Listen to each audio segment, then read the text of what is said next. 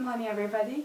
Today we're going to talk about 5 things that are different in British and Chinese culture. Number 1. Chinese food is weird. British food is weird. I find when you have soup in British restaurants, they will ask you if you would like cream or yogurt with your soup. It's so confusing to me because for Chinese food we don't add any seasoning when it's served. Certainly not any yogurt or cream in And your the same soup. with curries. Like in Britain you might have some yogurt with your curry, or maybe slices of banana or something to cool it down a bit. But in China, the spicier the better. And in Chinese concept, the soup is hot water with ingredients that you can actually see. But British people seem to like to whisk things all together and just mix it into the same texture. You can't really see what's inside, you can only read from the ingredients description, and all you see is some red, orange, green coloured texture. I like it, but it's just different from Chinese food. And then Chinese tea, of course, they don't add anything into it either. It's just completely bland. We add hot water into loose tea leaves and we drink hot water together with the tea leaves, which will contain some tea flavour, of course. And of course, they will drink the tea without the tea in it, just hot water. They'll just drink hot water with absolutely nothing else. It's really weird. Oh, Chinese people believe hot water is good for your blood circulation. That's why we drink hot water all the time. I'm a weirdo in this concept because I don't drink hot water. I prefer cold water or ice water. But generally speaking, hot water is considered good for your health. People drink it all year round. Even it's in the summertime with 30 degrees Celsius, people will still drink hot water. Number 2. Chinese people do not like soft beds. They want their bed to be as hard as possible. They like sleeping on concrete, pretty much. That is true. Chinese people believe hard bed is good for your back. If you sleep on hard bed, you will less likely to suffer from back pain. I don't know how much of that is true because whenever I sleep on hard bed or whenever I go back to my parents' place and sleep in my old bedroom, which has a hard bed, I will suffer from back pain all day long just because I slept on a hard bed. But for my mom, she has some back problem and she can only sleep well on a hard bed. Andrew and I, we have a memory foam mattress which is soft, and when my mom hears about it, she's planning on sleep on the floor when she comes over to visit. Yeah. Provide this lovely bed for her, and she'd rather sleep on the floor. Number 3. Filial piety. In China, growing up I think is a very selfish idea because influenced by Western culture, lots of people in my generation consider themselves an individual and think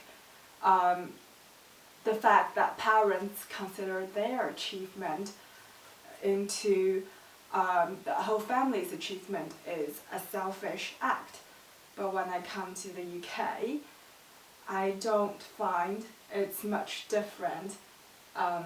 With regard to British culture, Britain doesn't have a concept of filial piety. Filial piety is a concept developed in China 5,000 years ago by Confucius. And going back to parents for a second, parents in Britain tend to enjoy their retirement more, and they will save up money throughout their life with the ambition of quitting their job and doing something they actually want to do with their life for their retirement. Whereas in China, parents just give all the money they've saved for their retirement to their children, from my experience, or their children's children. That is because the money they make is not considered the money of their own. It is consider more of their own nowadays, but still it's very much considered to be part of the family. Chinese parents will always say, I believe they still say it, all of whatever is mine is yours, and they actually mean it. Whatever they earn, whatever they save up to, they will eventually leave it to their biological or adopted kid. Whatever is your parents is yours. Is what Chinese children believe as well.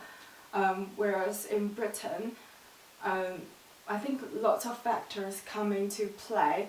Their inheritance tax is much higher. China may have an inheritance tax, but it's not enforced, or it's a concept that's only been brought up in recent years.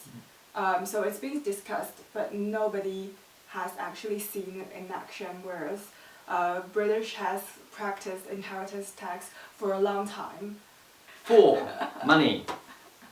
Yeah, and Chinese parents, by hoping to consider part of their children's success as part of their family and feeling the burden of hoping the child to do well, they will they will pay for their kids' tuition fee, or they will pay for the kids to travel abroad. In China, it's the parents always pay for the children's tuition fees, whereas in Britain, we have these great government loans, so everyone gets pretty much everyone gets a loan for their tuition.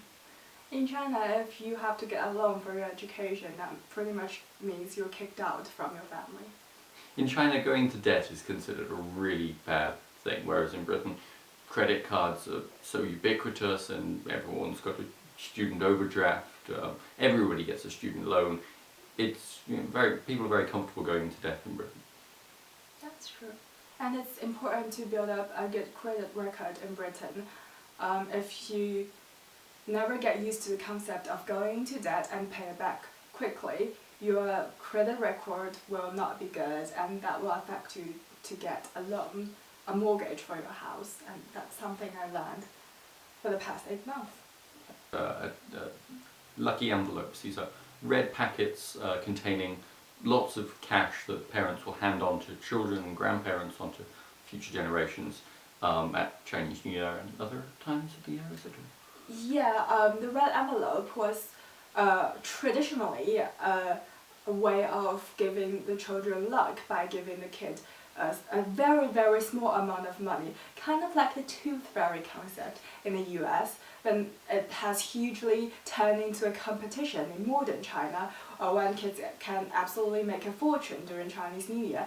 And when WeChat come into play, they adopted the WeChat is the Chinese Facebook. Yes, WeChat is Chinese Facebook. They adopted the paper red envelope concept into an electronic form of red envelope. And people just nowadays just give red envelope to anybody that they want give to when they are free. Like red envelope is part of the daily life now. If you live in China and you communicate with people mainly via WeChat, you pretty much can get red envelope every day. Although it's electronic form of red envelope has a cap which is 200 kuai, which is around 20 pounds. So you can't give as much as you can give in the paper version. Yeah. In Britain, if you can buy something for cheaper, it's better, right? It's considered a bargain. That's not the case in China. In China, the more expensive something is, the better it is, just because it's more expensive, not on basis of any other metric. I think there are 2 factors come into play in the concept of cheap in China. First, China doesn't have a very good quality control. In the UK, if you buy anything that's cheap, you still get a basic quality control. You've got warranty and stuff. Sorry, go on. But in China, if you just go for a cheap one, there's no way to guarantee that the product you're buying can actually be used. Like if you buy cheap clothes, the minute you put them into water to wash them, even if you hand wash them, they can still break into pieces. And therefore, Chinese people tend to go for a higher price one just so they can use it for longer. The other factor is Chinese people has only gotten rich. In China, it's the parents always pay for the children's tuition fees, whereas in Britain, we have these great government loans, so pretty much everyone gets a loan for their tuition. In China, if you have to get a loan for your education, that pretty much means you're kicked out from your family. In China, going into debt is considered a really bad thing, whereas in Britain, credit cards are so ubiquitous and everyone's got a student overdraft. Everybody gets a student loan. It's people are very comfortable going into debt in Britain. That's true. So in China, the concept is if you're paying more for something, it must be better. Whereas in Britain, if you pay more for something, you might be getting ripped off, is more the concept. So if you're buying something cheap in Britain, it's probably a good bargain. You always try to barter it down. Whereas in China, is bartering more of a thing? You just try to pay as much as you can because you want something good. And there's more of a sort of status symbol with buying rich things, looking rich, than exists in some parts of the UK, but not as throughout as with China, ubiquitously.